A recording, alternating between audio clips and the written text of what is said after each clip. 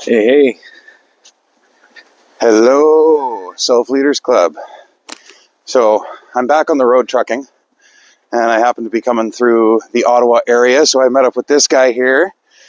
We're right now hiking out at Bruce Pit, my pit in Ottawa, and neither of us have made our video yet, so we decided that we'd do it together. So I don't know, maybe we can go like point by point and trade back and forth and have like a short discussion on each point or something. You want to go first? What did you learn about being a man from 300? Well, what did I learn? So that's like an interesting question because, like, what did I learn that they tried to teach me or show me or imprint, or what did I take away from it? One of the things that I took away from it was the importance of everyone in your team putting their everything, putting their all into it. Because they were talking about the phalanx method, the shields. And if you can't do, if your capacity isn't that you can, hold your shield so high, then there's no use for it. There's a weak point. The whole thing will fail. So I liked what Drake had to say on that about Ephialtes, the hunchback, was given an opportunity to contribute, but it's like you can't contribute in this particular way. Yeah. Because of what you're talking about, right? But Ephialtes was in ego. Yeah. And was like, no, I want to contribute the way I want to do it. I want to be a hero. I want to be like you guys, right? Yeah. So he had this idea, this construct of what it meant to be someone who contributes. And so what that exemplified was like a massive emotional instability, because he seemed at first super dedicated, right? And super focused on that. And he wanted to be a Spartan, right? There was something solid that sounded in that, and then when he was and when he showed him the logical reason of why, well, sorry man, that would work out, but this is where we could use you. And then he just loses it and throws his shield and is curse you, curse everyone. Well, we can understand that if we look at our own experiences when we've wanted to do a particular thing or be a particular thing or whatever, and it hasn't worked out, right? Or it's maybe it's just not possible. For Ephialtes to be in the flanks, it will weaken it to the point that they could all die. Yeah. Right? Because once it's broken, then it's just hand to hand, one-on-one, regular battle that we've seen in so many different movies, right? Yeah. Whereas because of the way that they protect each other, they're preventing that melee from happening. Yeah. Right? So in our own lives, I wanted to be a search and rescue helicopter pilot. That was my dream from the time I was 4 years old. Oh, really? Right? So then I get into life, and it's well, that's not going to happen because XYZ. Don't need to go into the whole story, but it wasn't going to happen. And I was very downtrodden about that. I went through a whole life crisis at 19 years old. It wasn't solely because of that. That's kind of cool. Yeah, tree fell over. Root system. But I had to redefine myself. I had to figure out what I could be. And that process, it went years, decades, or decade at least, a little over a decade. And and I found this group, right? And I not just this group, but I started to really discover why I had so much angst toward it and moved myself in different ways. But we're kind of getting off the 300 point. But well, basically, another theme that it kind of ties into that I really got out of it, right from the beginning, is Leonidas's level of responsibility. That's a cool one, yeah. And he knows he's dead the moment someone comes and says, "There's a Persian messenger here," Yeah. like he knows, like he's got to take his men in, but he's thinking, like the whole time, there's one curve after another, curveball, and like you get the council that like doesn't want to do the festival, Right. or it doesn't want to do a march because of the festival. You can't, Yeah. like there's a You time of can't- prayer. You can't go to war right now. Yeah. Yeah, but it's like you see that they were actually corrupted by Persians bringing them a boatload of cash. So then it's like, what do you do in the face of that? What did he do? Did he like even bat an eye? No, he was just like pissed. But Yeah, he had an emotional reaction, but he stood within what he knew needed to be done. Yeah. Right? And if I can play off of that, that's a cool point of like doing what needs to be done no matter what. It doesn't matter if the government or the the religious elders or whoever, it doesn't matter if anybody stands beside you. Like, I mean, if Leonidas had to go into that battle by himself, would he have done it? oh yeah, Yeah. And he would have died, like, immediately. yeah, But he would have gone to do what needed to be done. Yeah. Right? And I really liked what Alan brought up about, I think it was Alan, when we were on the call, about, like, everybody died. And it was kind of a bummer. Yeah. It might have been Bastion. Anyway, maybe they both talked about it. It was a week ago. But I like that point in that, like, it doesn't matter. It doesn't matter that they all died.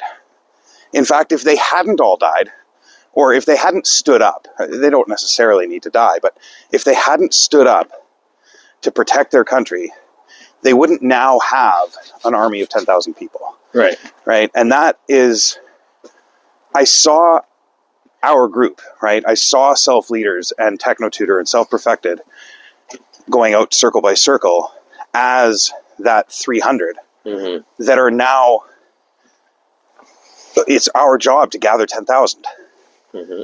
and more. Yeah, because like the first wave is at 300, Yeah, exactly. and then, but Now we're moving into second wave, Yeah. and eventually we're going to need third wave, right? Yeah. So another point right from what you had said of like, what did he do? What did Leonidas do when he was told, like, you can't do this? he went to his wife. He went to his wife. He went to his queen. And I think her name is pronounced Gorgo. It might be Gorjo I think it's or Gorgo. Giorgio. I can't remember how it's pronounced in the movie, but I actually looked it up just to know what the name was. Okay. But anyway, his wife, she's like, no, you do what you have to do. Yeah. Period. End of story. Are you a Spartan or not? Kind of thing, Yeah, yeah. And Don't be a pussy. as a couple married guys here, I think we can both attest to the fact that sometimes you need that partner telling you not to be a fucking pussy. Oh yeah. Like, go do the thing that needs to get done. I will be here. And I'm quote unquote there for you, right? Well, it's this like, I know what you can do. Yeah. Like for her to say, I know what you can do, it just like, it doesn't allow you to have the doubt in yourself that you would if you were on your own, in your own echo chamber. Yeah. And so that can fire that up real fucking quick. So it's like having that one person that believes in you. Like there's a power to that. There's a real power to that. Yeah, 100%. And you can't always do it. In fact, you can never do it. You can never do the big thing by yourself. Yeah. And your team, it starts with your wife. Yeah. Right? So to all of the guys in the group that don't have a girlfriend yet, or they have a girlfriend and they haven't gotten married, seriously look at those points within yourself around relationship and see what's holding you back. Yeah. Process that and like reach out.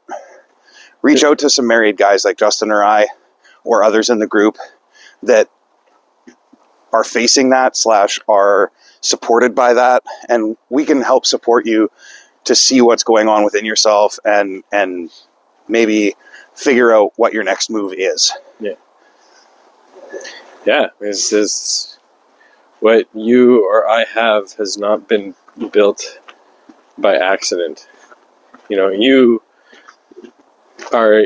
received Kristen an example of someone who have restructured your relationship. Yeah, totally. Katrina and I kind of like came into it being able to build on this process from the get-go. So, and it was a relationship that started thanks to a clubhouse. So, and that's super cool. Yeah, like literally a self-perfected relationship. Yeah. From not quite beginning, because I know you guys have a really cool like origin story, but and that was like previous to self-perfected. Yeah.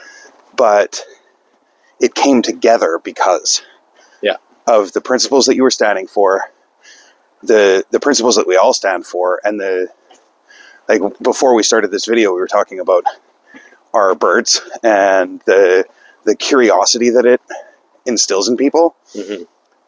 Standing for principle in your life and standing with a group that stands in principle for life, as equal, that is intriguing to people. Yeah. Because how often do you see that? Not often enough would be my answer to that, right? You know, and that actually kind of ties me back to that point of responsibility that Leonidas had. Yeah. There's that one moment where he's kind of like, he's told to like, you know, this is all you need to pay and you guys will be fine, but you'll be under Persian rule and all this stuff. Right, yeah. And he's looking around, the time slows down kind of thing. The same as like in the battle. Yeah. So, you know, they're kind of subtly saying, well, this is a battle. Yeah, this is a battle. And he's looking around at his community. He's looking around at the people. Yeah. At the children. Hey, this is that other gate that we saw. We can just hop in here. Oh, that works, yeah.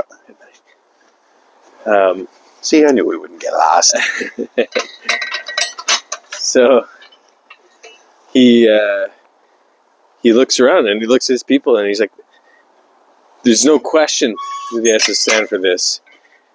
There's no question. He's just like taking in the reality of what he's standing for. And he looks like I said, he knew he was a goner like right at the beginning. Yeah. But that's just to show how committed he was. Like, he's going to take this to the point where the likeliest result of this is I'm dead. And he didn't fucking flinch. Yep. So, what do you have to process within yourself? What do you have to walk through? What do you have to step into?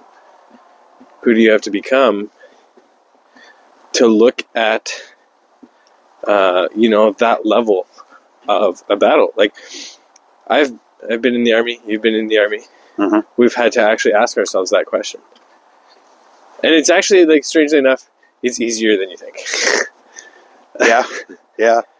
Well, okay, just on that point, the whole movie ends up kind of, there's a major concept of what are you willing to die for? Yeah. Right? Like, that's one of the big questions that is impulsed to you, is like, these men are willing to die for their country, for their wives, for their children, for their, their ideal life, and so on and so forth, for their ideology. But a really poignant point in the movie is when, and I can't remember his name, but the guy that is told to leave and survive, the one-eyed guy. Oh, yeah. Right? No, you need to go tell the story. Yeah. Right? And you're the best speaker or whatever. Yeah. He has to ask himself the question, what am I willing to live for? Yeah. And sometimes, like, again, we've both been in the military, and that can be a harder question to answer. right? Yeah. It's almost, quote unquote, in a way, easy to decide that you're willing to die for something. Because dying is kind of final, right? It's like, okay, I'm going to die and then it'll be over. I don't have to do anymore. But living is an ongoing, not quite forever, but it's a lot more ongoing than dying for something. So what are you willing to live for? I think that's a cool point to take out of it too. Mm-hmm. And another point of what are you willing to live with? That too, yeah. So, I like that. Like what kind of decisions are you going to be making when faced with the responsibility? I think the cool thing about being in this group and like actively walking this process is the level of responsibility that you're taking. So you're looking at what are the kinds of decisions that I'm making, not just for myself, but, you know, now being married, for my wife or for my family. So I have Okay, we're just about done our hike here. Yeah. And before we get in the truck, maybe we'll pause and get ourselves set up. But I wanted to have a little funny and point out the fact that for the last little while, we reminded me of Vianney. Except I'm quite a bit more visible even in low light. But, you know. Get your high vis, Vianney, then we can see you. There you go. That's the problem. And there's the solution. Yeah, okay. Do you want to hit pause and we'll get ourselves set up?